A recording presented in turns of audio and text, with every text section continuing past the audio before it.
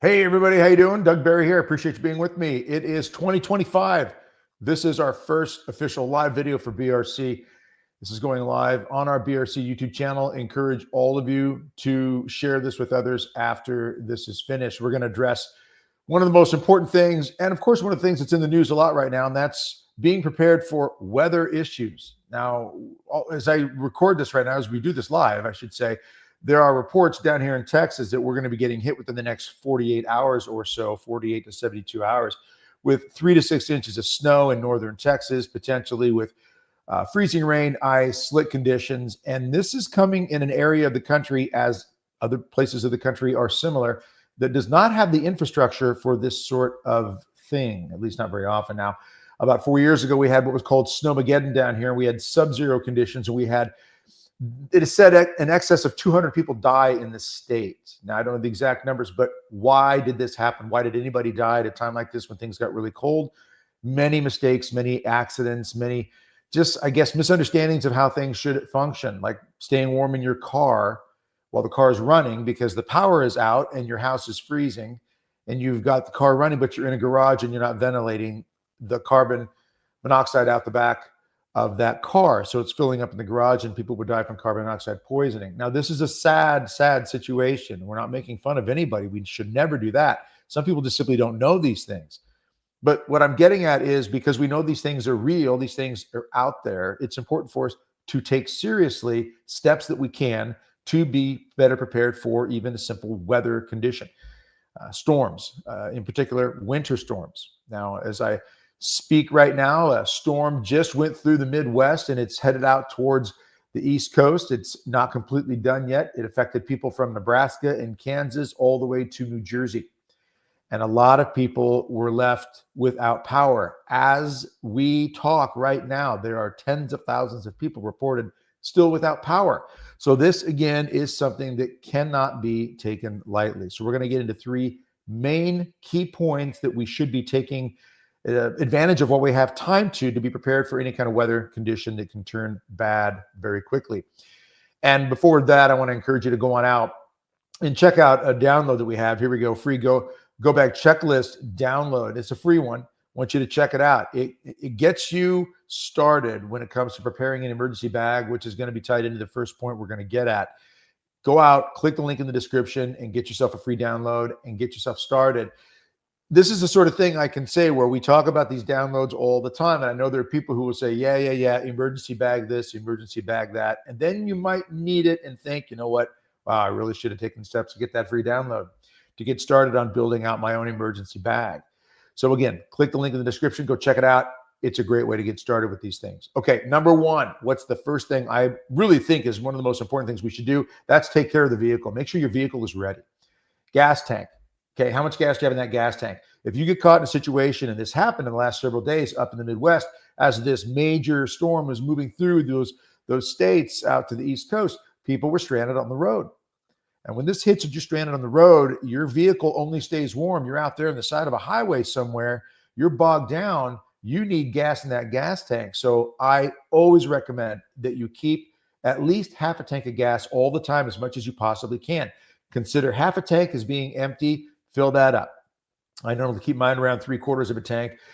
And that's a way to keep that assurance that you have fuel for getting from A to B in case you can't go through town. You have to go a different direction because of weather, roads blocked, or you're stranded on that road for a while. You want that heat in that car. Number 2, make sure you're thinking about the clothes that you have on when you go out in serious or potentially serious weather conditions. And do you have backup clothes in the car, especially footwear? A lot of people will dress up warm, but they still wear the nice dress shoes. Maybe ladies, you're wearing the nice, open-toed shoes. You're going to work, you're going to church, whatever it might be. But you're not thinking, hey, if I get stranded or if I have to walk at all, this is what I'm walking in. Always make sure you've got a backup pair of shoes, some warm socks, of course, coat, hat, gloves, things of that nature as well. But keep that in consideration in advance. These are pretty obvious ones, I know, but there are people who sometimes just kind of blow it off. Or they'll have the coat, they'll have the gloves, they'll have the scarf, they'll have the hat, and they don't think about the socks or the shoes or the snow boots or hiking boots or anything of that nature. So again, pay attention to what you've got there. And third, make sure you've got that go bag or emergency bag in your vehicle. And it has the items in it that you know you need and those who are riding in your car might need. If you've got kids with you, you've got to be thinking about what they might need in case of an emergency. In case you're stranded on the road, or you've got to walk any particular distance, that go bag, that emergency bag, can keep an extra pair of gloves. It can keep a face mask of some sort in there in case you've got, wind chill that's really dangerous. We're talking dangerous wind chill. I grew up in Nebraska, and you all know in those conditions up north that wind chill can bring you surface frostbite pretty quickly, depending on how cold that is. So you want to protect your skin as much as possible. Your emergency bag can have a simple face mask in it, extra gloves, and so forth. So again, keep that emergency bag ready to go in your vehicle.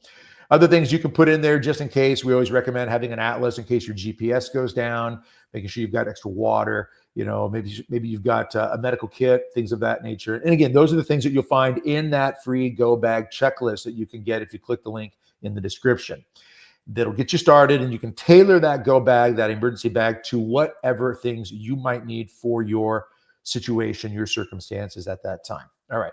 So that's number one. Get that vehicle prepared, keep that gas, keep the clothing and the shoes and so forth, the boots, socks, gloves ready to go. Ice scraper is always good to have in there too. So keep that vehicle ready to go. Number two, when it comes to serious weather conditions that can go bad quickly, food, water, medicine in your home.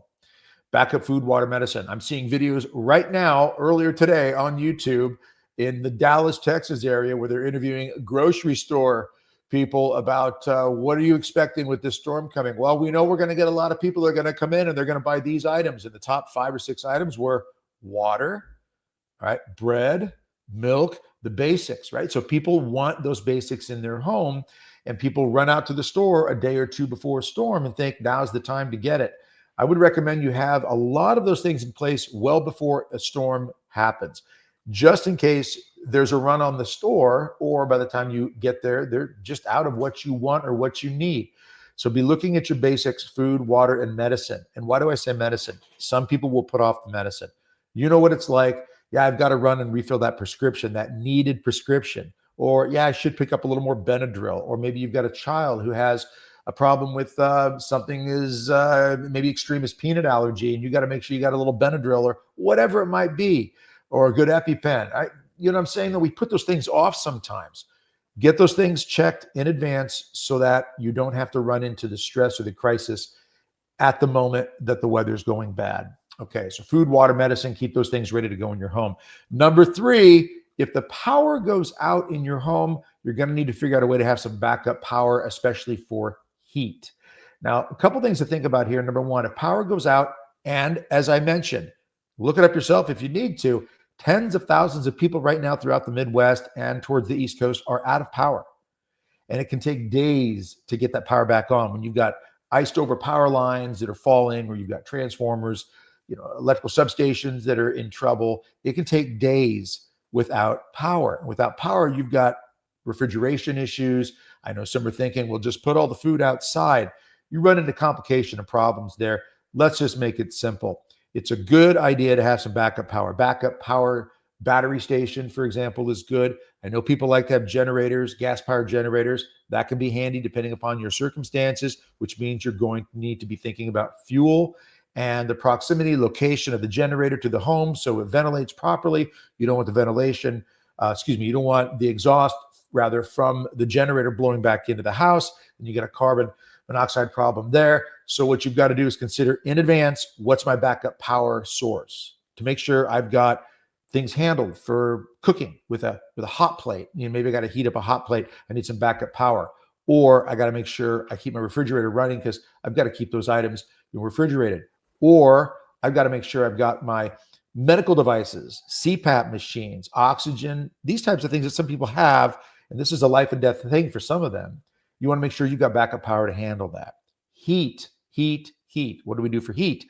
Well, with backup power, of course, you can run a little portable heater. Now, heating units take a lot of power. They do. They draw a lot of power. So you might not run the thing full bore. You might not be thinking, I'm going to heat the whole house with this. You might have to isolate a room, have blankets, maybe some tarps, duct tape, and figure out ways in advance where you would isolate this room or that. Everybody may have to stay in that room, depending on how cold it is and how long you have no power.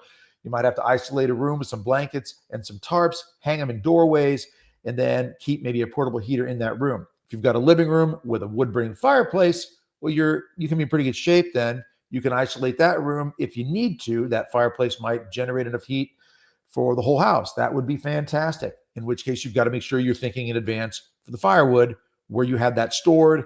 Is it out in the backyard? Is it under the snow? Have you collected it? Have you prepared it? Is it in a good position where you can have easy access to it? Again, these are the types of things that we should be thinking of in advance. Now, I know a lot of this makes sense. Our ancestors, our grandparents, great-grandparents, this was the way they lived. This was all they did. They knew how to store food. They had cellars. They did canning. To them, cold weather and storms, that was just part and parcel. They didn't rely 100% on all the technology that we are so blessed to have today. They knew, though, that they were a lot of times on their own, and they were able to handle that. It's good for us to have that way of thinking in our mind, because if we run out of food, we're in trouble. If we've stored it in excess for a rainy day or a snowy day, then we're in great shape, and we bring a lot of confidence to the people around us. So again, that heat backup power issue right there, be thinking in advance. How do I isolate the room for heat if I need to? How am I going to provide some source of heat? Do I need that backup electricity? Am I thinking about blankets and maybe some people have pre-cut styrofoam that fits into windows. I've heard of this before too. Well, they'll pre-cut the styrofoam, they keep it in the garage or the attic or in the shed, and then they can pull that out if the heat goes out, and they can actually slide these into their window already pre-cut so that it fits in and creates a great extra source of insulation. Now that seems to be extreme for some, but if you're out of power for several days and you don't have a real great source of heat to back that up, that might be an idea to consider. But in general, having these things in place now in advance is an enormously excellent way of showing not only that you're thinking of yourself, but you're thinking of your loved ones. And as a husband and father, anybody out there who's a parent in general, you've got people counting on you. Just like you got to pay bills, got to make sure the water's running. Let's make sure we're taking care of these things in case of an emergency. If this has been helpful to you, share this video with other people. This is just the very beginning of 2025, and it's really not that far into winter if you think about it. We've got January, February, March, and for some people in this country, down here in Texas, not so much. But when I was in Nebraska, we knew we could get blizzards up into April. Some of y'all up there in Michigan and North Dakota and such, Montana, they can go into what feels like June sometimes, maybe not so much, but you get what I'm saying. There's still a long way to go here to get through this winter. So let's take the steps now. Share this with others, like this, subscribe, and let's get the word out. Don't forget to go out to the link below, click that link, go out and get your free Go Bag checklist. It's a great way, again, to get started and move that direction of being better prepared, body, mind, and soul. I hope and pray you have an amazing 2025 and get through whatever storms come your way, literal or figurative. And we look forward to seeing you again real soon. God bless.